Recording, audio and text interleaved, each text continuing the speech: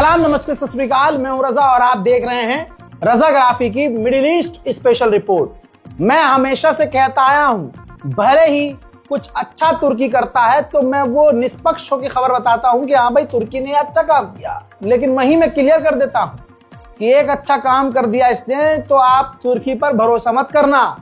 एक बार फिर से गिरगिट निकला है तुर्की। हजरात, तुर्की ने वैसे तो दुनिया को दिखाने के लिए अपना ट्रेड, अपना बिजनेस इजराइल के साथ बंद किया हुआ है, लेकिन इजराइल के अंदर जो मेट्रो प्रोजेक्ट है, जो पूरे इजराइल में मेट्रो बननी है, मेट्रो वहां अंडरग्राउंड और जो भी जहां मेट्रो प्रोजेक्ट हैं उनको हासिल करने के लिए टेंडर निकला है कि भाई आप प्रपोजल दो, दुनिया की बड़ी बड़ी कंपनियां, कंस्ट्रक्शन कंपनियां, और जिसका प्रपोजल पास होगा वो इजराइल में मेट्रो के पुल बनाएगा। तो देखिए, 3 तुर्की की कंपनियां हैं जो तेल अवीव के यानी इजराइल के मेट्रो प्रोजेक्ट में कॉम्पिटिट कर रही है भाई, जो हिस्सा ले रही है, जो वहां प्रपोजल भेज रही है कि हम तेल अवीव में यानी इजराइल में पुल बनाने को, मेट्रो प्रोजेक्ट बनाने को तैयार है। अगर तुर्की इतना ईमानदार है तो इन तीनों कंपनियों को अलाउ कैसे कर दिया, बल्कि अपने मुल्क की किसी भी कंपनी को अलाउ कैसे किया कि इजराइल के लिए वो काम करने के लिए सोचे भी। ये तो प्रपोजल दे चुके। तो तुर्की की बात जहां आती है, कहीं ना कहीं तुर्की गिरगिट ही निकलता है, दोगला ही निकलता है। वहीं पूरा हॉलीवुड, बहुत बड़ी खबर बता रहा हूं, पूरा हॉलीवुड जो हम फिल्में नेटफ्लिक्स पर, अमेजॉन पर कहीं भी देखते हैं, खासकर वो हॉलीवुड की फिल्में जिसमें सुपर स्टार्स हैं, जिसमें सुपर हीरो हैं, जैसे सुपरमैन, जैसे और भी बड़े बड़े कैरेक्टर और बहुत खतरनाक फिल्में, यानी खास करके ये वार्नर ब्रोस का ये लोगो आपने देखा होगा जब भी फिल्म शुरू होती है हॉलीवुड की। ये याद दिलाना और समझाना जरूरी है ताकि आप खबर की गहराई को समझ सके कि क्या होने वाला है, क्योंकि हम लोगों को फिल्में हॉलीवुड की पसंद है। तो ये वार्नर ब्रोस का लोगो आपने देख लिया। ये कंपनी के अंडर, इस बैनर के अंदर जितनी भी फिल्में आती हैं, बनती हैं, इस पूरे वार्नर ब्रोस कंपनी को खरीद रहा है इजराइल। हजरात, यहूदियों की सबसे बड़ी कंपनी जो यहूदिज्म, इजरायली जो एजेंडे पर चलती है, वो वार्नर ब्रोस को खरीद रही है। तो यानी आने वाले समय में जो वार्नर ब्रोस के अंडर फिल्में बनेंगी, उसके अंदर अब हैरी पॉटर चाहे क्यों ना हो, तो अब हैरी पॉटर को यहूदी बता देंगे। हैरी पॉटर में या अपनी तमाम फिल्मों में कहीं ना कहीं इजराइल का एजेंडा आपको आज के बाद नजर आएगा और इस्लामोफोबिया बड़े तौर पर नजर आएगा। हजरात, खरीद कौन रहा है? यह कंपनी है पैरामाउंट। यह पैरामाउंट भी आपने कहीं ना कहीं देखा होगा। यह पैरामाउंट कंपनी यहूदियों के द्वारा चलाई जाती है, यहूदी कंपनी इसकी मालिक है। यही पैरामाउंट वार्नर ब्रोस को खरीद रही है, यानी 2 कंपनियां एक हो जाएंगी और इन कंपनियों को चलाने वाला यहूदी होगा। हॉलीवुड की अब जो बड़ी बड़ी फिल्में होंगी उसमें इस्लामोफोबिया नजर आएगा, ईरान अरब के खिलाफ जहर नजर आएगा। बाकी आप समझदार हैं। इजराइल की एक फौजी जो गाजा में नरसंहार करके तुर्की चली गई, क्योंकि उसके पास तुर्की की भी नागरिकता थी, तो तुर्की ने बड़ा अच्छा बनने के लिए उसको गिरफ्तार किया और जेल में डाल दिया। सबने ताली बजाई, बहुत बढ़िया, बहुत बढ़िया। फिर इजराइल ने शिकायत कर दी अमेरिका से। अमेरिका ने डंडा उठाया, तुर्की के पिछवाड़े में डाल दिया। तुर्की तुरंत, उसके मुंह से खून निकलने लगा और तुरंत तुर्की ने उस इजरायली फौजी महिला को जेल से आजाद कर दिया। ला ला ला ला ला, तुर्की सुपर पावर, अजी हमारा कद्दू। मोहतरम हजरात, यूएई ने इफ्तार पार्टी रखी। इफ्तार पार्टी, ये इफ्तार पार्टी यूएई ने इजराइल के अंदर रखी थी। जो यूएई का एम्बेसी है इजराइल के अंदर, तेल अवीव में, उसमें इजराइल के अंदर यूएई ने अपनी एम्बेसी में इफ्तार पार्टी रखी, जिसकी तस्वीर आपके सामने है। जो इजरायली यहूदी कट्टरवादी हैं, उनको यूएई ने बुलाया था, उनको यूएई ने इनवाइट किया। इफ्तार पार्टी में यूएई ने इजरायलियों कट्टरवादी और फिलिस्तीनियों के कातिलों को बुलाया और इफ्तार पार्टी उन्हें दी। और आप कहेंगे, अब नीचे जो मुसलमान होंगे भारत के, वो बड़ा गुस्सा दिखाएंगे, और बड़े हकदार हैं यार ये तो यूएई। अरे भाई साहब, आपके अंदर ये दोगलापंथी क्यों है? भारत के अंदर, अबे राजधानी दिल्ली के अंदर, मौलाना नहीं कहूंगा मैं उस आदमी को, उमर इलियासी, ये आदमी उमर इलियासी है, अपने आप को मौलाना बताते हैं। इसके पीछे पता नहीं कौन से मुसलमान हैं जो नमाज पढ़ते हैं। भाई इजराइल राजधानी दिल्ली में अपनी एम्बेसी में भी इफ्तार पार्टी देता है और उमर इलियासी हर साल पहुंचते हैं। ये उनके तस्वीर जो आप देख रहे हैं, ये इनकी तस्वीर पुरानी है, हर साल जाते हैं, बार बार जाते हैं, और इनके बयानात भी मुसलमानों के कहीं ना कहीं खिलाफ होते हैं। समझ रहे हैं? जो मुसलमानों की मानसिकता है, जो इस्लाम है, दीन है, उससे हटकर ही होते हैं। जो इजराइल की गोद में बैठ गया, फिलिस्तीनियों के कातिलों के घर जाकर खाना खा रहा है, आप उसे अपना इमाम, अपना मौलाना कैसे कह सकते हैं? लेकिन क्योंकि अच्छा, जनाबे हजरत उमर इलियासी साहब को आप बीजेपी के खिलाफ कभी बोलता नहीं देखेंगे, तो बाकी आप समझ गए कि फिर उमर इलियासी किस मिजाज के मौलाना होंगे। लेकिन हम ही उनके पीछे नमाज पढ़ते हैं, तो हम कितने समझदार हैं और हम कितने दोगले हैं मुसलमान खुद के। उधर यूएन ने खुद कहा है कि इजराइल गाजा के अंदर 50% मदद अभी भी डिनाई कर रहा है, 50% मदद भी गाजा के अंदर जाने नहीं दे रहा है।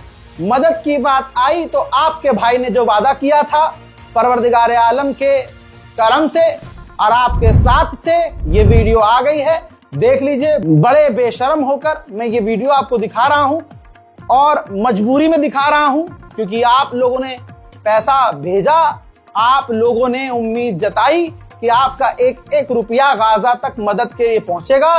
तो ये सबूत के तौर पर दिखाना पड़ रहा है कि गाजा के अंदर आप देख रहे हैं मदद हमने अपनी बहन के जरिए, जो हमारी वहां बहन है, बहन हमारी लीना वहां मौजूद है, और पिछले 2 साल से इनके जरिए और इनकी बहनों और इनके साथियों के जरिए लगातार हम मदद भेज रहे हैं।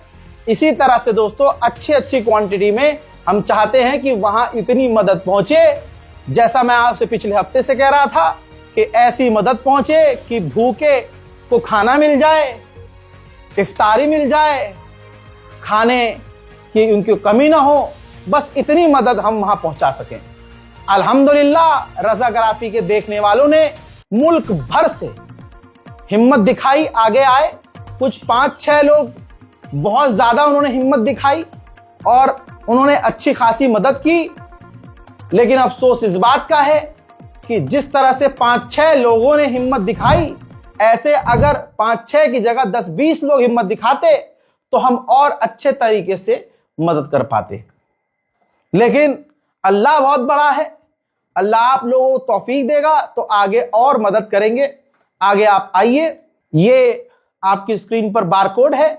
अगर ये बारकोड काम ना करे तो अकाउंट डिटेल आप देख रहे हैं, बेहतर यही होगा कि बैंक ट्रांसफर करें। पेटीएम पर ऑप्शन आता है बैंक ट्रांसफर, उसके जरिए अकाउंट टू अकाउंट आप जो है ट्रांसफर करें, ताकि हमें भी जल्द से जल्द पैसा रिसीव करके उसको गाजा के मदद के लिए भेजने में समय की बर्बादी ना हो, क्योंकि समय कम है, मदद भेजने में समय लगता है, वहां चीजें प्रिपेयर होने में वो भी टाइम लगता है।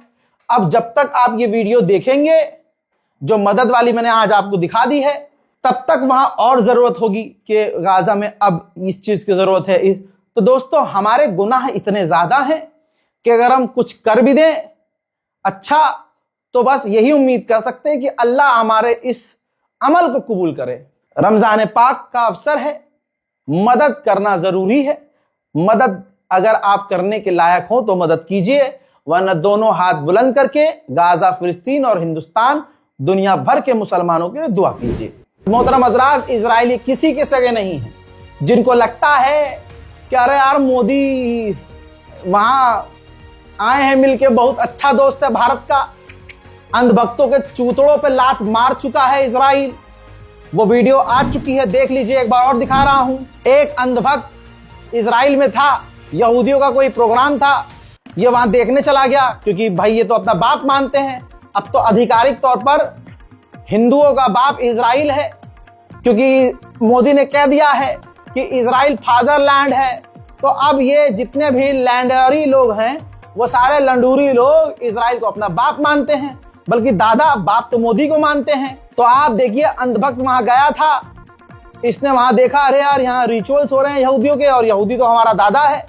तो इसने हाथ जोड़कर मतलब झुकने की कोशिश की आगे, तो चूतड़ पे इसके लात मार दिया दूसरे इजरायली धर्मगुरु ने।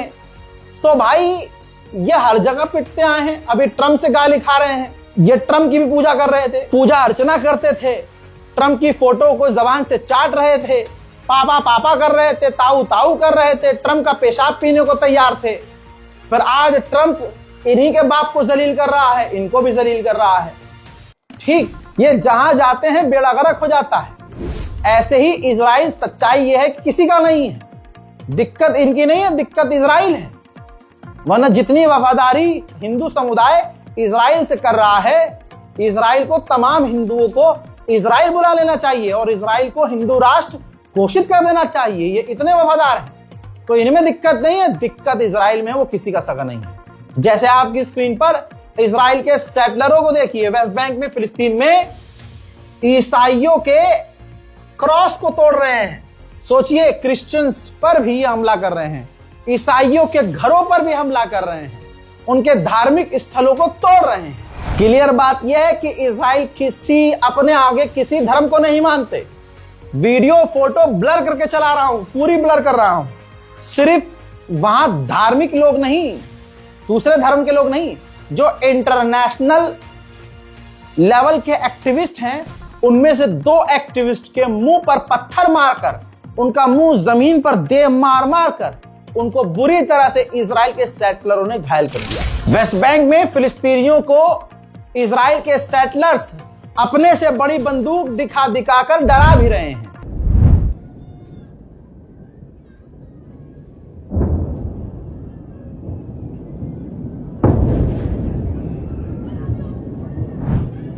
यह काम रोज हो रहा है।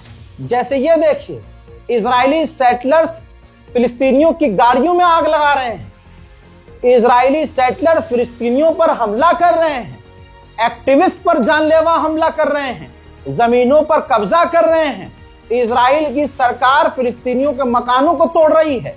यूएई, सऊदी अरब, बहरीन, कतर, कुवैत, ओमान, ये सारे मुस्लिम खामोश हैं। इस साल के शुरुआत में ही क्या चल रहा है, फरवरी चल रहा है ना, तो जनवरी फरवरी में ही 300 से ज्यादा कंस्ट्रक्शंस को, बिल्डिंगों को वेस्ट बैंक में फिलिस्तीनियों की इजराइल ने तोड़ दिया है। गाजा के नॉर्थ इलाके में, अल बुरेजी इलाके में इजराइल ने बमबारी की, जिसमें एक गाजा का व्यक्ति मारा गया और कई घायल हो गए। हजरात, एक इजिप्ट के अंदर घटना हुई।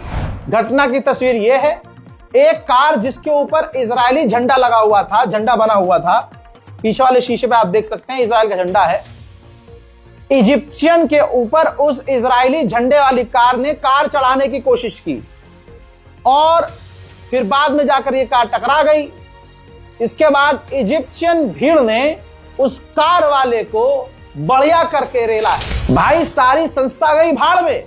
संस्था अब बोल रही है, तुम्हारा भाई 1 साल से चीख रहा है कि अरब खामोश है, दुनिया खामोश है। यही चीज है जिसकी वजह से इजराइल को हिम्मत मिल रही है और वेस्ट बैंक पर कब्जा कर रहा है। जो बात मैंने बोली थी, एमनेस्टी इंटरनेशनल ने बोली है। एमनेस्टी इंटरनेशनल ऑर्गेनाइजेशन है, ह्यूमन राइट, उसने बोला है ग्लोबल कम्युनिटीज खामोश है, सारी दुनिया खामोश है, जिसकी वजह से इजराइल को हिम्मत मिली है और बहुत जल्द वो पूरे वेस्ट बैंक पर कब्जा करने वाला है। इसी एनजीओ के मुताबिक इतिहास में सबसे ज्यादा कब्जा इजराइल ने सन 2025 में किया। मुर्दा मुसलमान, वो मुर्दा अरब, ये दोगले अरब, ये झूठे अरब जो कहा करते थे कि अगर पहले हम होते उस जमाने में तो हम फिलिस्तीन पर कब्जा ना होने देते। अरे तुम्हारी औकात ये है कि 2025 में तुम्हारी आंखों के सामने इजराइल ने अपने सारे इतिहास में सबसे ज्यादा वेस्ट बैंक और फिलिस्तीन पर कब्जा किया। बताओ अरब ने क्या किया? अमेरिका का पूर्व राष्ट्रपति वो स्केलेटन, वो ढांचा अब आम जिंदगी जी रहा है। मैं बात कर रहा हूं जो बाइडेन की। वो एक जहाज में सफर कर रहा था, एक व्यक्ति आता और कहता है कि तुमको पता है कि इजराइल हर दिन गाजा के अंदर बच्चों को मार रहा है और बच्चे हर दिन गाजा के अंदर मारे जा रहे हैं। तो बाइडेन बुड्ढा कह रहा हाँ आई नो, मुझे पता। हाँ देखिए। Thanks for taking the time to talk with me. The children of Gaza are dying every day. We need to stop them. I know that. Yeah. I know that. That's my road. Thank you. Israel America कुछ भी कर लें, एक ना एक दिन जीत मजलूमों की होगी। एक ना एक दिन इनकी हार बुरी तरह से, सारी टेक्नोलॉजियां खत्म हो जाएंगी, इनकी सारी एडवांस टेक्नोलॉजी इनके पिछवाड़े में रह जाएगी। आपको बताऊं जो कभी ना हुआ वो आज हुआ। पहली बार इतिहास में अमेरिका के अंदर यहूदियों के लिए सिंपैथी गिरी है। ग्राफ आपके सामने है। इजरायलियों के लिए अमेरिका के और अमेरिकी लोगों के दिलों में सिंपैथी गिरी है और फिलिस्तीनियों के लिए मोहब्बत और सिंपैथी जागी है, बड़ी है। इराक में चुनाव हो चुके हैं। अब जो पार्टी जीती है उनमें पार्टी में से ही 4-5 ऑप्शन हैं जिनको वो प्रधानमंत्री बनाएंगे। तो अमेरिका को मालिकी से दिक्कत है और कहा है कि ये मालिकी इराक का प्रधानमंत्री बना तो हम तमाम रिश्ते इराक से खत्म कर देंगे, इराक पर पाबंदी लगाएंगे, ये कर देंगे, वो कर देंगे। अच्छा क्यों? क्योंकि ये मालिकी ईरान के करीब है और मालिकी को डायरेक्ट धमकी अमेरिका दे रहा है और मालिकी ने कहा है कि मैं पीछे नहीं हटूंगा, मैं अपना नाम वापस नहीं लूंगा। इसके बाद ये तस्वीर आई है, जो टकला आदमी है ये डोनाल्ड ट्रंप का करीबी है, अमेरिका का एनवॉय है, ये खुद मालिकी से मिलने इराक पहुंचा है और ये मालिकी दोनों हाथों से अमेरिका के उस टकले एम्बेसडर के दोनों हाथों से हाथ को दबाकर सारी बत्ती सी बाहर निकालकर मिल रहा है। इन दोनों के बीच बात क्या हुई है नहीं पता, लेकिन जरूर इस टकले ने इसको कह दिया होगा कि प्रधानमंत्री बन के जो ऐश नहीं करोगे लाला, प्रधानमंत्री बन के जितना पैसा नहीं कमाओगे ट्रंप उतना पैसा देगा। भाई ये पीछे मालिकी तुरंत हटेगा, देख लेना। तस्वीर देख के भविष्य बता रहा हूं मैं भी कोई बाबा से कम थोड़ी ना हूं। आओ अनबख्तो। इजराइल के ऑफिशियल कह रहे हैं कि गाजा के कुछ विक्टिम्स को मुआवजा दे दिया जाए, बजाय इसके कि हम कबूल करें कि हमने वॉर क्राइम किया है।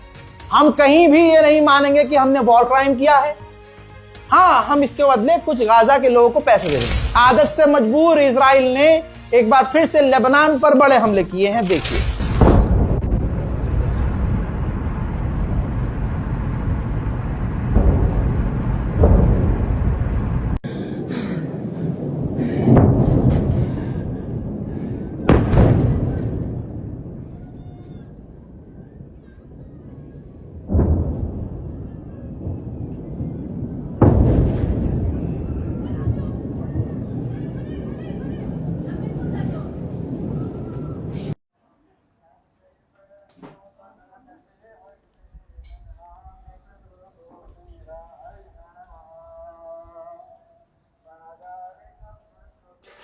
الله أكبر. صاب المخزن كله.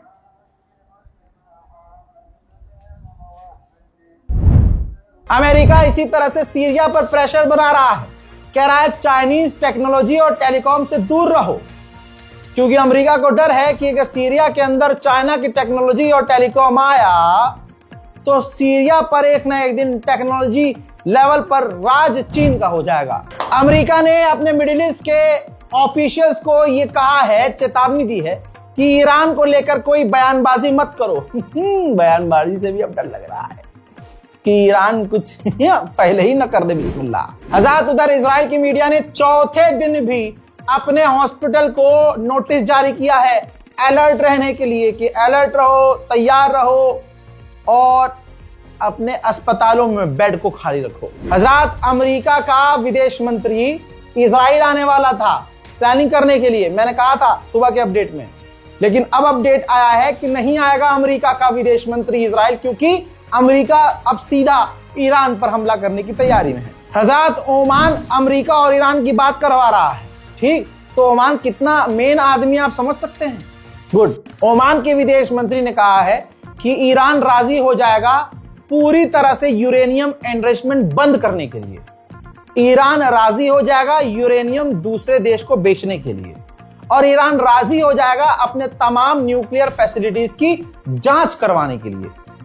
मैं नहीं कह रहा हूं, ओमान के विदेश मंत्री कह रहे हैं, जिसकी रिपोर्ट मैंने वीडियो में लगा रखी है, देखिए, तो आप समझ सकते हैं कि मामला गंभीर है। अब महिला पत्रकार ने पूछ लिया ओमान के विदेश मंत्री से कि क्या ईरान बैलिस्टिक मिसाइल पर बात करेगा? तो ओमान के विदेश मंत्री ने कहा कि ईरान ओपन है हर चीज पर बात करने के लिए। मुझे तो ये सारा यही दोगला लग रहा है, मुझे यही दोगला लग रहा है कि अमेरिका ने इसे दे दिए पैसे कि जाके मीडिया में ऐसे आड़े टेढ़े बयान दो, ताकि जो पूरी दुनिया में ईरान की मजबूती और रौला जम रहा है ना, वो टूट जाए। ये मेरी पर्सनल राय है, आपको क्या लगता है कमेंट में आप अपना लिख सकते हैं। हजरात, अरब ऑफिशियल्स ने क्या कहा है वो भी सुन लीजिए, बल्कि देख लीजिए।